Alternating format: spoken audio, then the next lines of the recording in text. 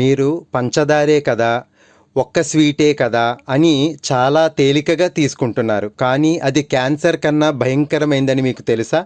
ఎలా అంటే మీ పిల్లవాడు అత్యధికంగా పంచదార తీసుకుంటుంటే స్వీట్స్ అది బ్రెయిన్లో జమ అవుతుంది. ఆ జమ అయింది అది ఆటిజం కింద దారి తీస్తుంది. అంటే పక్క వాళ్ళని గుర్తించలేకపోవటం, వస్తువులు మర్చిపోవటం, చదివింది గుర్తు పెట్టుకోలేకపోవటం ఇలాంటివి జరుగుతుంది. అదే మీ పంచదార కనుక కంట్లో నిల్వ అయితే అది గ్లకోమా కింద దారి తీస్తుంది.